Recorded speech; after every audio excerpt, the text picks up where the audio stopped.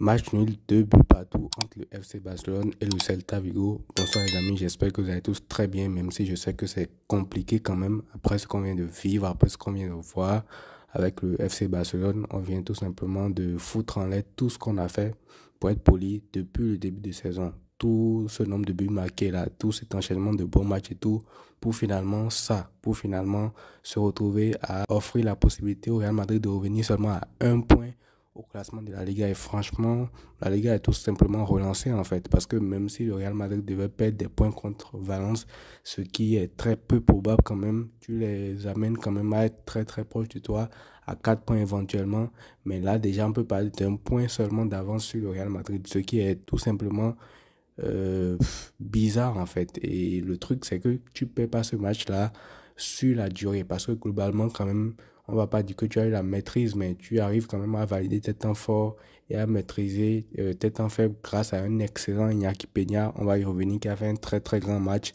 Mais finalement, en fin de match, tu finis par offrir la rencontre bêtement, j'ai envie de dire, au Celta Vigo qui avait trouvé beaucoup d'occasions, qui n'arrivait pas à concrétiser. Mais là, tu leur offres le match sur un plateau et c'est passé par un enchaînement de choses bizarres qui se sont passées vers la fin du match. Et franchement, je suis totalement dégoûté de ce que j'ai vu, honnêtement, parce que là, comme j'ai dit, tout ce qu'on a fait depuis le début de saison, c'est inutile en fait. Et j'ai peur, franchement, pour la suite des matchs qu'on aura. Parce que déjà, cette semaine, on va jouer Brest mardi en Ligue des Champions.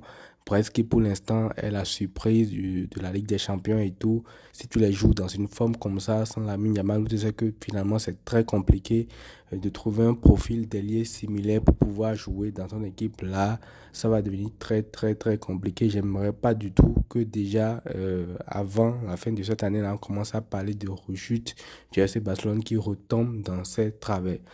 Alors, pour revenir à ce match-là, déjà, comme je l'ai dit dans l'avant-match, on savait tous que ça allait être un déplacement compliqué au Celta Vigo et tout, mais le Barça, même si on n'a pas eu la maîtrise, comme je l'ai dit, on a su être fort dans les deux surfaces, c'est-à-dire dans notre surface, on a su bien défendre et on a été beaucoup sauvé par Iñaki Peña, comme je l'ai dit, qui a fait une excellente rencontre. Et franchement, pour lui, je suis dégoûté parce que le match qu'il a fait là, c'était censé être un match référence aujourd'hui.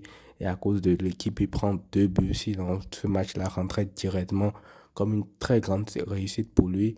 Et également dans la surface du Celta Vigo, on a su être clinique par moment, même si Rafinha à un moment donné manque un peu de chance pour marquer ce but de 3-0 qui aurait tout simplement enterré le match. Donc, l'entame du match n'a pas été facile et même pendant tout le match, le Barça n'a quasiment jamais eu la maîtrise à part juste avant l'exclusion de Casado où ça tournait en rond, ça faisait des passes, ça fatiguait un peu les joueurs du Celta Vigo.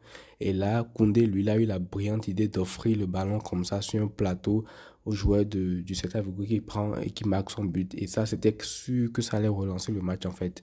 Tu es à l'extérieur, tu n'as pas vraiment la maîtrise, tu mènes le score 2 buts à 0, tu offres un but comme ça à l'adversaire en fin de match. C'est sûr que l'adrénaline en face, elle va monter en fait. Et c'était sûr, c'était quasi certain qu'ils allaient revenir à 2-2 partout. Ça n'a pas manqué. J'aurais même pensé qu'on aurait pu perdre ce match-là. Tu vois le stade qui poussait à la fin.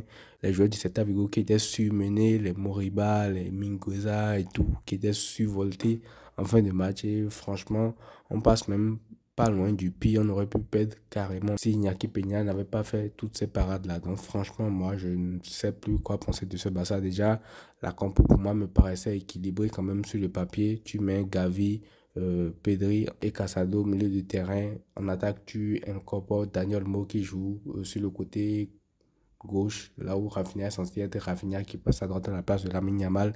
Mais sur le terrain, ça ne se rend pas beaucoup parce que déjà au milieu du terrain, tu as un problème. Tu as des joueurs qui sont très, très techniques, très précis d'habitude et tout, mais tu sens que le jeu n'est pas fluide, tu sens que le Celta Vigo nous met de la pression, tu sens qu'on succombe facilement à ça et franchement, c'est pas du tout normal en fait. C'est pas digne de ce qu'on a vu depuis le début de saison. Alors, est-ce que c'est seulement dû à l'absence de Lamine Yamal ou est-ce que c'est tout ce qu'il y avait comme contexte autour de ce match? Ça, on ne le saura jamais, mais j'ai envie de dire quand même que malgré tout le contexte, Balde qui est absent, Lamine Yamal qui n'est pas là, déplacement à l'extérieur compliqué, tout ce qu'on peut évoquer là et tout, malgré ça, tu mènes 2-0 jusqu'à la 81e minute. Il n'y a aucune raison pour que tu fasses 2-2 dans ce match-là. Ça, c'est totalement clownesque en fait. Et je pense qu'on est en train de revivre les moments les plus compliqués qu'on a connus avec ce Barça-là. Et ça, c'est très, très, très mauvais. Déjà, on va passer au flop du match, concrètement parlant. Casado, moi, je trouve qu'il n'a pas du tout fait un bon match. Il n'a pas du tout été bon aujourd'hui. Il a raté pratiquement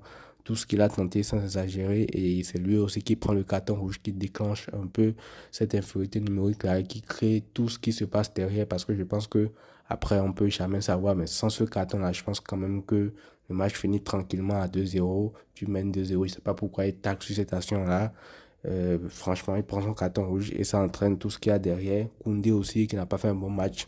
Clairement, à l'origine du premier but, c'est lui qui offre le ballon au joueur du Celta Vigo qui égalise et l'égalisation la change également tout le match. Donc, défensivement, ça a été très compliqué. Gérard Martin au début du match qui a pris un carton jaune qui aurait même pu se prendre un rouge, je pense, sur la deuxième action où Iago Aspas, lui, il a totalement en furie et tout. Donc, voilà, dans ce set de jeu-là n'a pas été bon. Inigo aussi à la relance, ça a été compliqué par moment. Koubassi, bon, c'était quand même assez correct.